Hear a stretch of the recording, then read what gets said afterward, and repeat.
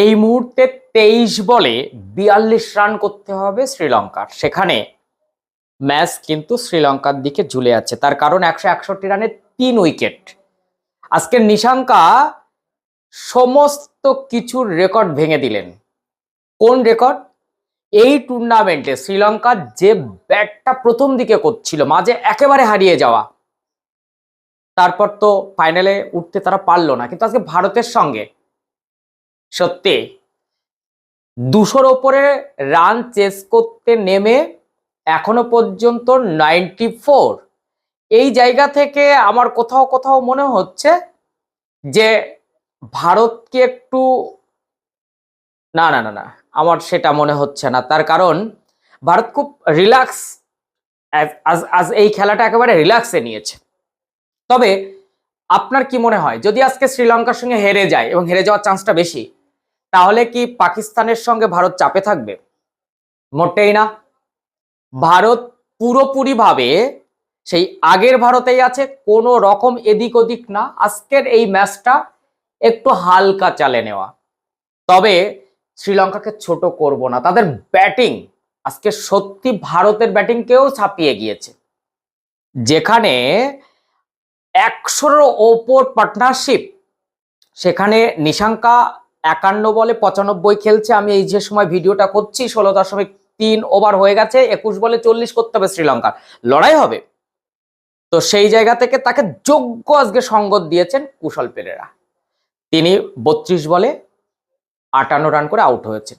তবে আজকে 25 বলেই দুজন হাফ সেঞ্চুরি মেরে দিয়েছেন, নিশাঙ্কাও 25 বলে, আবার কুশল পেরেরাও 25 বলে। কিন্তু আজকে যে জায়গাটা ট্যালি করব, অভিষেক শর্মা এবং নিশাঙ্কা, হ্যাঁ উইকেট পড়বে, উইকেট পড়বে, আউট আউট। তো 4 উইকেট পড়ে গেল, কামিন্দি মেন্ডিস আউট।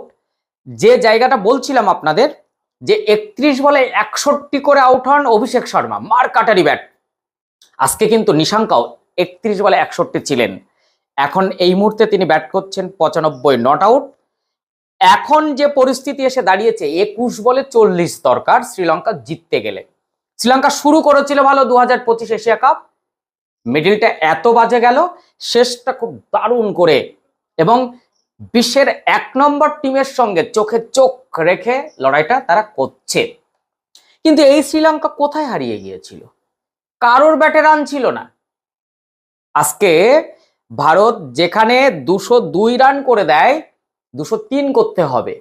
ফার্স্ট উইকেটটা তাড়াতাড়ি পড়লেও দ্বিতীয় বা সেকেন্ড উইকেট জুটিতে এতটা রান, সেখানে আমরা যদি দেখি যে 7 রানে ফার্স্ট উইকেট পড়ে শ্রীলঙ্কার, কিন্তু 134 রানে গিয়ে 2 উইকেট।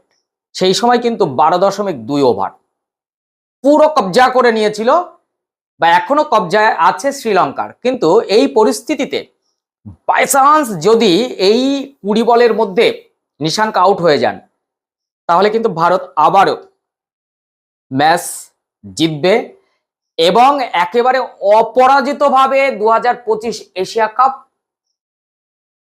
ট্রফিটা হাতে তুলবে। কিন্তু কোথাও না কোথাও মনে হচ্ছে আজকে শ্রীলঙ্কা জিতবে। তো লাস্ট 20 বলে 40, এই পরিস্থিতিতে এখন কি হবে?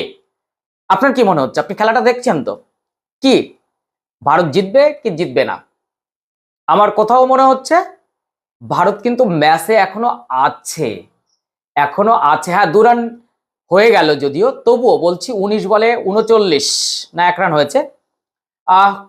আর একটা ওভার যদি মিস্ট্রি বোলারের থাকতো, কারণ এই ম্যাচে বরুণ চক্রবর্তী আর কুলদীপ এরাই তো ম্যাচটা ঘোরালো, কিন্তু আমি বলবো এখনো একটা চালাকি চলছে, সেটা হার্দিক পান্ডিয়া এখনো পর্যন্ত তাকে কিন্তু আর ব্যাক করানো হয়নি। 1 ওভারে 7 রান দিয়ে 1 উইকেট আজকে।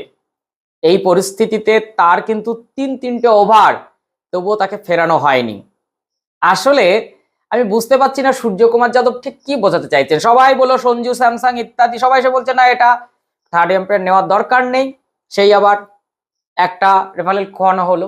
যাই হোক, এই পরিস্থিতিতে ভারত অপরাজিত অবস্থায় 6 হয়ে গেল, অপরাজিত অবস্থায় হয়তো ফাইনাল ক্যারি করতে পারলো না এই মুহূর্তের জন্য। একটা বড় ক্লাব দেব। 52 বলে 101 নট আউট এই মুহূর্তে নিশাঙ্কা।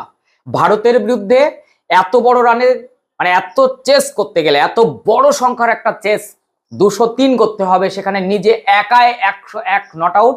আজকে যদি শ্রীলঙ্কা ম্যাচ জেতে তাহলে no doubt man of the match Nissanka. দেখা যাক কি হয়। এবং আপনি লাস্ট অংশটা দেখুন আর আমার এই ভিডিওটা দেখতে দেখতে নিজেকে মেলান যে ভারতকে সত্যি আজকে হালকা চালে নিয়েছিল, তাই কি শ্রীলঙ্কার সঙ্গে এই হারটা। আগামী 28 সেপ্টেম্বর 2025 41 বছরের এশিয়া কাপের এই প্রথমবার ভারত পাকিস্তান মুখোমুখি। কে জিতবে, ভারত না পাকিস্তান? উত্তরটা করে নতুন যদি হন ফলোটা করে, যদি ইউটিউব থেকে দেখেন তাহলে চ্যানেলটি সাবস্ক্রাইব করে পাশে থাকা বেল আইকনটি প্রেস করে তারপর এটাকে শেয়ার করুন এবং নিজের মতামত সুষ্ঠুভাবে একটা প্রদান করুন। টাটা।